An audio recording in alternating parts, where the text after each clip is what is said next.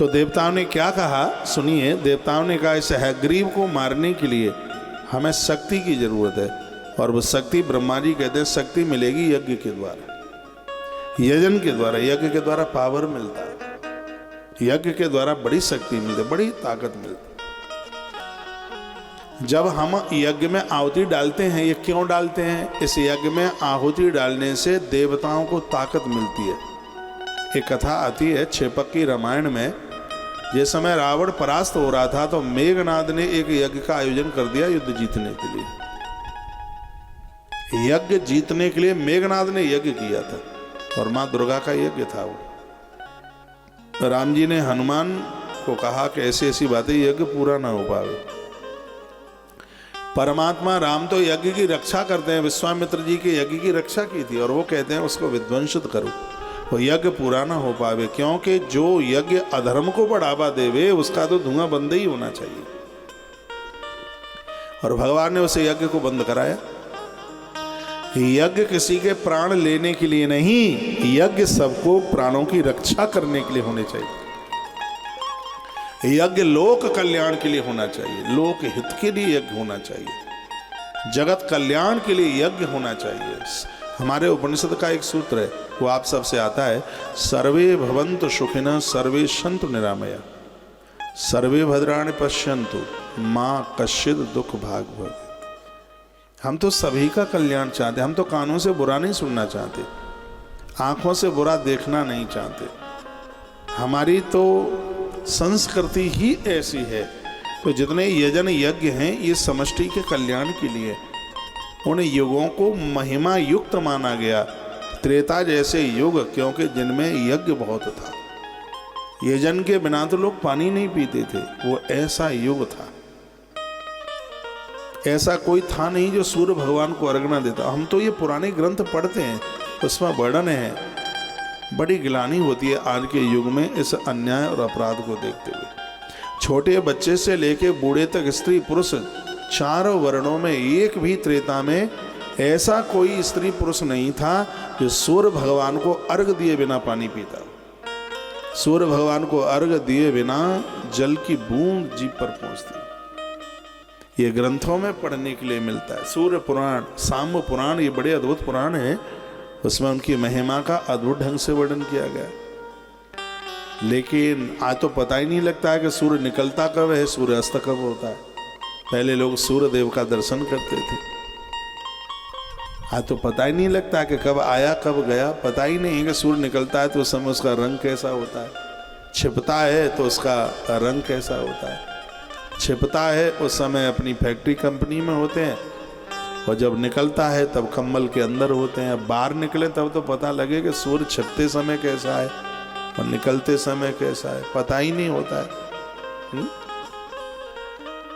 तो बड़ा आग्रह पूर्वक निवेदन है, पूरी दुनिया को हम अपनी बात नहीं मना सकते, लेकिन जो मेरी व्यासपीठ को नित्य सुनते हैं वो तो मेरी बात मान ही सकते हैं। तो मैं तो बहुत प्रार्थना पूर्वक आपको बहुत आग्रह निवेदन के साथ कहूँगा, अपने जीवन को बहुत आनंद के साथ में जियो। 8 दोष छोड़ने की बात है, ये दोष 8 हैं। अनितम, ये स्त्री पुरुष सब में पाए जाते हैं। अनितम, साहस, माया, मूर्खता, अविलोभता, असौच, निर्दयत्वम चाह, ये दोष हैं कुछ। एक है मिथ्याचरण। हम मिथ्या आचरण, झूठा आचरण करेंगे तो किए गए सत्कर्म का हमें मिलेगा क्या? हाँ।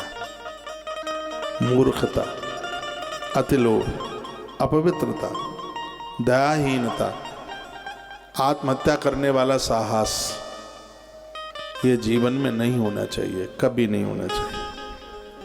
इन दोषों से पूरा बचने की कोशिश कीजिए। मैं जबरदस्ती से आपसे कोई बात नहीं मैं मनवा रहा हूँ। देवताओं ने जब यह कहा था कि यज्ञ से ताकत बढ़ेगी, यज्ञ से ताकत बढ़ेगी, और जब यज्ञ से देवों की ताकत बढ़ती है तो हमें और आपको नित्य यज्ञ करना चाहिए। अब हम तो रोज करते हैं, आप रोज नहीं कर सकते, तो 8 दिन में, 15 दिन में, महीने में तो एक बार घर में यज्ञ कर ही सकते। उसका बेनिफिट आप गिन नहीं पाएंगे, कितना बेनिफिट। और जितना आप हवन सामग्री पर, घी पर खर्च नहीं कर पाएंगे, उससे कितना गुना तो आपका अस्पताल में जाने से पैसा बच जाएगा। आयु बढ़ेगी, फेफड़े मजबूत होंगे, घर का वातावरण अच्छा रहेगा। यज्ञ से राम प्रकट होते हैं, यज्ञ से यज्ञ की ही तो महिमा है। यज्ञ से भगवान प्रकट हुए और अकेले नहीं आए, राम अकेले नहीं आए। अवध में यज्ञ होता है तो अर्थ लक्ष्मण बन करके पैदा हो गए, वैराग्य अर्थ शत्रुघ्न बन के प्रकट हो गया, वैराग्य लक्ष्मण बन के, और स्वयं धर्म श्री भरत बन करके प्रकट हुए उसे यज्ञ से। ये यज्ञ की मैं तो कहना चाहूँगा देश के सभी गुरुजनों को, आचार्य जनों को, आप अपने अपने अनुयायियों को यज्ञ से जोड़िए। यज्ञ का धुआं पूरी समष्टि का कल्याण करता है। ब्राह्मण के मुख से निकला हुआ मंत्र और उसके द्वारा आहूत की गई सामग्री, इससे जन का कल्याण होगा। यज्ञ हो रहा है आप सब लोगों के निमित्त। सत्य तो यही है, आपको बुरे दिन नहीं देखने पड़ेंगे, जीवन में कष्ट नहीं होगा, दिक्कत परेशानी नहीं होगी। एक संकल्प के साथ ही यज्ञ हो रहा है, इसकी हमने महिमा पढ़ी है। जहाँ जहाँ यज्ञ हुआ है वहाँ भगवती सत्ता वहाँ पर रही है। राजा बलि भी यदि यज्ञ करता है तो वहाँ भगवान वामन पहुँचते हैं। ये यज्ञ की महिमा है। यज्ञ का धुआं रुकना नहीं चाहिए, यज्ञ की आग बुझनी नहीं चाहिए। यज्ञ तो चलता रहे, ये जन चलता रहे। यज्ञ में बहुत कुछ छिपा हुआ है। यज्ञ में जो भी चीज़ आप डाल देते हैं वो वायुमंडल में अनंत गुनी हो जाती है, अनंत गुनी।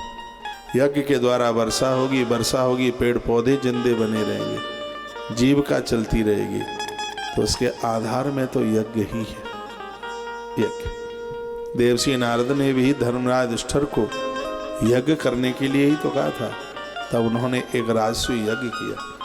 भगवान श्री कृष्ण ने तो अनेक सोम यज्ञ किए थे, प्रभु श्री राम जी ने भी अश्वमेध यज्ञ किया। पहले के राजाओं ने बहुत यज्ञ किए, बहुत यज्ञों की बात कही गई है। आज भी यज्ञ के प्रति राजे लोगों का, राजनीति से जुड़े हुए लोगों का भी यज्ञ के प्रति उनकी पूरी श्रद्धा होनी चाहिए।